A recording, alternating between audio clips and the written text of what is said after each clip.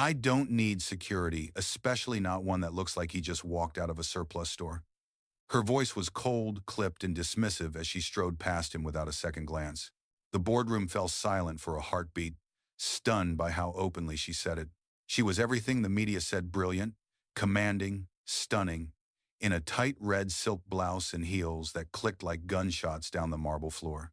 The new CEO of a billion-dollar tech firm, and she made sure every room knew it.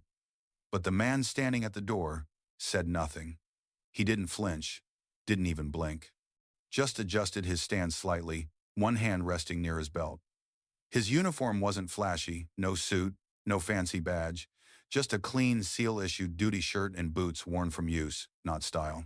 He'd been assigned as private security after a credible threat was made against the company. She'd argued, resisted, and finally accepted with eye rolls and tight smiles. And now, 2 weeks later, she still hadn't spoken more than 3 words to him. That night, the office lights dimmed as late meetings bled into overtime. Most of the staff had gone. The CEO worked alone in her glass-walled corner suite, documents glowing on her tablet, phone pressed to her ear, voice low but sharp. Outside, down the hall, the SEAL stood motionless, watching, waiting, listening. Then came the sound, faint at first, like a soft shuffle, then sharper. Glass, metal, movement. Not from the front, from the stairwell. His hand moved instantly to his sidearm, and he was already moving before the second sound came. 1, 2, 3 intruders masked, fast, clearly professionals. In the camera feed, he caught a glimpse. Armed tactical vests, comms. This wasn't random. Within seconds, the power cut. The building dropped into emergency red lights and quiet hums. The CEO's voice froze mid-sentence as she turned to look out her glass walls into the now blood-red hallway. "What's going on?" she whispered, more to herself than anyone else. Then a figure moved in the shadows just outside her office. She gasped, tried to back away. Too late. One of the intruders smashed through the glass, weapon raised. "Get on the floor!" he barked. She froze. Shock overtook pride. Then in the flash of an eye, her body was grabbed and thrown down, just as gunfire cracked. The SEAL was there, low, fast, efficient. His body shielded hers as he fired once, twice, 2 down. The third tried to flank from behind, but the SEAL rolled, pivoted, and took him out with a quiet, brutal efficiency that didn't look human. Silence, heavy breathing, broken glass everywhere, and her trembling beneath him, wide-eyed, the red silk blouse now speckled with dust and adrenaline.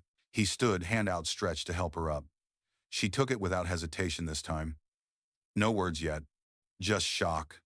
And then, "I thought you were just some ex-military stiff." He looked at her, face unreadable. "I am," he said. "But I'm also the only reason you're alive." He helped her sit, checked her for injuries, then cleared the perimeter with quiet precision. Within minutes, police swarmed in. The break-in had been timed perfectly. They were targeting her. She was the mission. Later, wrapped in a blanket, sitting on the back of an ambulance, she looked up at him again, really looked. Not as a nobody in a uniform, but as a man who didn't speak unless he had to. A man who stayed silent until his actions screamed louder than anything she'd ever said. "I'm sorry," she whispered, eyes brimming. "For everything. I was wrong about you." He gave her a quiet nod. "You're not the first." She reached out, touched his arm, not with flirtation, but with something heavier. Respect. "You saved me," she said. "You saw it coming." "And I didn't even see you." "Exactly," he replied, looking past her into the crowd of flashing lights. "That's how protection works. You're not supposed to see it until you need it." And from that day forward, no one in that building, not even the CEO, ever ignored him again. Because sometimes, the quietest man in the room is the one who's already planned how to save everyone in it. Before we end, drop your location in the comments. Where are you watching from today? If this story touched your soul, like the video, subscribe to the channel, and let us know how it made you feel.